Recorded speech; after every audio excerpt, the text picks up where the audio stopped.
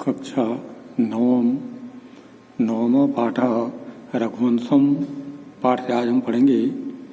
ये महाकवि कालिदास द्वारा रचित महाकाव्य रघुवंश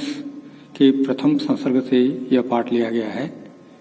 इस काव्य में राजा दिलीप से लेकर अग्निवर्त तक इक्ष्वाकु वंशीय राजाओं का वर्णन किया गया है। पहला श्लोक है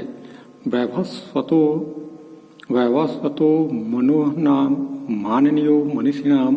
आसीन महिक्षिताम आद्य प्रणव छंदसाम इव। वैवस्वतः मनुर्नाम मनुह धन्नाम विसर्ग संध्या मनु नामक माननीयो मन होता है सम्माननीय, मनीषिणाम मन होता है विद्वानों में, माननीयो सम्मानीय मनीषिणाम विद्वानों में, आसीत मन होता है था थे थी, महिक्षित राजा, महिक्षित मन राजा, आद्य मन होता है प्रथम पहले, प्रणव मन होता है ओंकार, छंद साम इव, छंद साम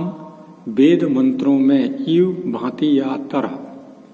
छंद साम वेद मंत्रों में, इव मन होता है तरह या भांति, प्रणव जिस प्रकार वेद मंत्रों के उच्चारण में सबसे पहले ओमकार का उच्चारण होता है, ओम का उच्चारण होता है, ओंकार का उच्चारण होता है, यही है प्रणव। प्रणव मन तो ओंकार, छंद साम इव वेद मंत्रों में, इव भांति या तरह। तो अर्थ होता है वैवस्वतो मनु नाम, वैवस्वत मनु नामक, वैवस्वत मनु नाम मनु नामक, और विद्वानों में सम्माननीय, विद्वानों में ये मनीषिणाम विद्वानों में मान्य सम्मानीय, और वेद मंत्रों में ओंकार के समान, प्रणव छंद साम इव मन वेद मंत्रों में ओंकार के समान राजाओं में प्रथम राजा थे, राजाओं में ये प्रथम राजा थे। वैवस्वत मनु नामक ये विद्वानों में सम्माननीय और वेद मंत्रों में ओंकार की भांति राजाओं में, मैक्षित आद्य, मैक्षित राजा, आद्य प्रथम, आतिथ्य राजाओं में सबसे प्रथम राजा थे। ठीक, तो अर्थ एक बार वैवस्वत मनु नामक विद्वानों में सम्माननीय, और उसके बाद आना वेद मंत्रों में ओंकार की भांति ये राजाओं में सबसे प्रथम राजा थे। ठीक, वैवस्वत मनु नामक विद्वानों में सम्माननीय, वेद मंत्रों में ओंकार की भांति राजाओं में सबसे प्रथम राजा थे। अब दूसरा श्लोक, तद अन्वये शुद्धमतिः प्रसूतः शुद्धिं तरः दिलीप इति राजेन्द्र इंदुः क्षीरनिधामि, राजेन्द्र इंदुः क्षीरनिधा इव। तद अन्वय, तद मान होता है उस, अन्वय मान होता है वंश में, तद मान होता है उस, अन्वय वंश में, शुद्ध मति, शुद्ध मति मान पवित्र विचार वाले, शुद्ध मति पवित्र विचार वाले, प्रसूतः मान होता है उत्पन्न, प्रसूतः उत्पन्न, शुद्धिम तरह अत्यंत शुद्ध बुद्धि वाले, शुद्धिम तरह अत्यंत शुद्ध बुद्धि वाले दिलीप है। राजेन्द्र इंदु, राजेन्द्र इंदु राजाओं में, इंदु मान होता है चंद्रमा, राजाओं में चंद्रमा की भांति, राजेन्दु राजाओं में चंद्रमा की तरह, क्षीर निधो मान होता है क्षीर सागर में, क्षीर निधामी क्षीर सागर में। ठीक, तो अर्थ होता है तद अन्वये उस वंश में, शुद्धिम तरह पवित्र विचार वाले, प्रस्तुत मन होता उत्पन्न, शुद्धिम तरह अत्यंत शुद्ध बुद्धि वाले, दिलीप इति दिलीप इस प्रकार, राजेन्द्र इंदु राजाओं में चंद्रमा की भांति, क्षीर निधामी मान होता है क्षीर सागर में। तो अर्थ होता है क्षीर, यहाँ से लेना क्षीर सागर में उत्पन्न, क्षीर सागर में उत्पन्न चंद्रमा की भांति, इंदु मन होता है चंद्रमा, चंद्रमा की भांति पवित्र विचार वाले उस रघुवंश में अत्यंत पवित्र बुद्धि वाले राजाओं में चंद्रमा की भांति दिलीप उत्पन्न हुए। ठीक, उस क्षीर सागर में उत्पन्न चंद्रमा की भांति, हिंदू मन होता है चंद्रमा, चंद्रमा की भांति पवित्र विचार वाले उस रघुकुल में अत्यंत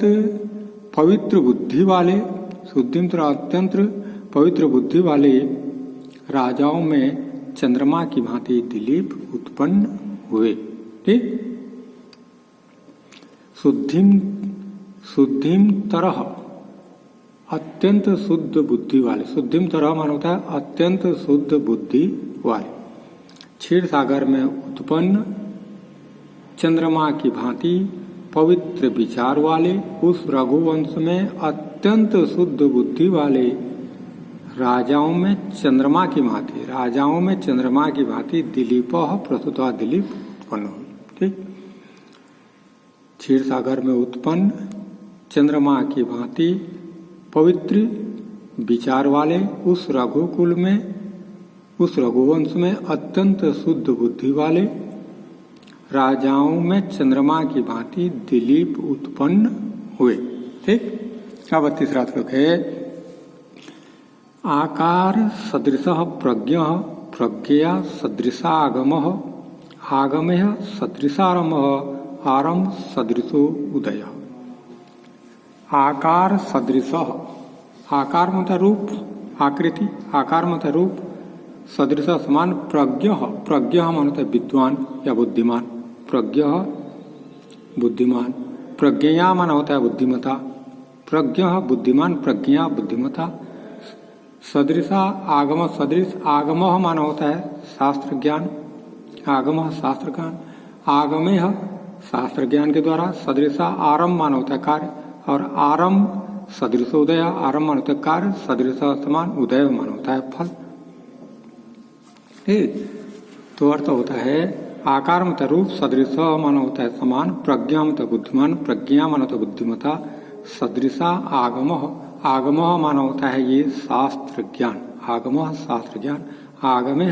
शास्त्र ज्ञान, शास्त्र ज्ञान के द्वारा, आरंभ सदृश, आरंभ, आरंभ सदृश माना समान, आरंभ माना होता है कार्य, फिर आरंभ सदृशोदय, आरंभ कार्य जैसे, उदय माना होता है फल। तो अर्थ होता है राजा दिलीप अपने रूप के अनुसार बुद्धिमान थे, बुद्धिमता थी, शास्त्र ज्ञान और ज्ञान और शास्त्र ज्ञान, ज्ञान अनुरूप कार्य करते थे, शास्त्र ज्ञान, और आगमे सदृश आरम्भ, शास्त्र ज्ञान के अनुसार कार्य करते थे, और आरंभ सदृश उदय, और कार्य से